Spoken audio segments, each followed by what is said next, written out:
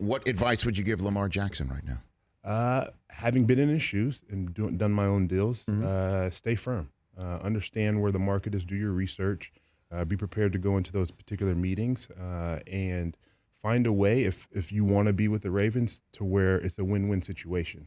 I think in all business deals, it has to be a win-win, and somebody has to give up something on both sides to be able to meet in the middle and be successful. The problem is, though, it doesn't look like he can get any meetings right now because of whatever it is. Yeah. The fact that he is franchise tagged in the manner in which he's been franchise tagged, that it would cost another team 2 first-round picks.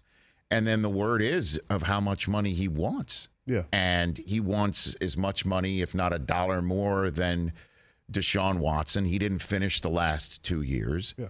Or do you think, I'll throw it right at you, do you think there's some form of a collusion going on amongst owners in the NFL, Ndamukong Suh? These are the questions that will have to be asked of you. I'm on the collusion piece. I'll answer that first. I'm unsure. Do owners talk, and do they have all that information? They just came from an owners meeting.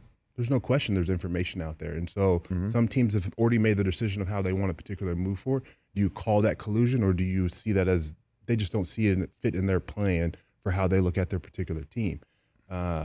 In being able to not have all the information, it's tough to say exactly how Lamar should be able to move forward on this particular deal. But when it comes to Deshaun Watson, as you mentioned, it's always a written rule, even in the draft. The next guy that's up should receive more, if not very similar to what who the last guy was paid. That's what everybody wants to go and look. Jalen Hurts, he's waiting to see what Lamar is going to get because he's next in line, and he wants to exceed that, and he wants to reset the market. I can guarantee you that. And Lamar might be waiting for Hurts, and Hurts might be waiting for Burrow, who might be waiting for Herbert, who might be waiting for Hurts. It's just I understand what you're saying. To me, Lamar should be, he's not out there enough.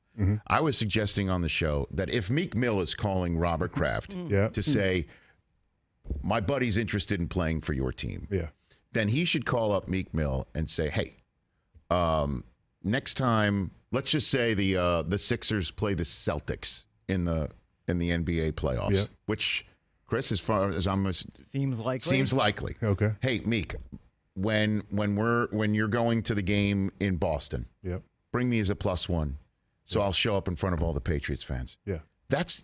And I don't know if that'll get him his deal, but you understand, as somebody who just told a story about being the villain to, the deity of Tim Tebow, perception matters a whole heck of a lot when you're trying to get a deal done of some sort. Would you? No, perception definitely does. And I think that's where sometimes when you have an agent, they're able to leak certain information to persuade folks to believe certain things. But I think just truthfully going back to the nuts and bolts of the deal, I think Lamar needs to make a decision, as I did when I was a top free agent and moved to Miami. What's going to make you comfortable and what's going to be best for you and your family, and stick with that. Did you make the most when you did make the most when you went to Miami? You reset the market. Reset the market. Damn straight you did. Catch the Rich Eisen Show every single day on the Roku channel, 12 to 3 Eastern, for free.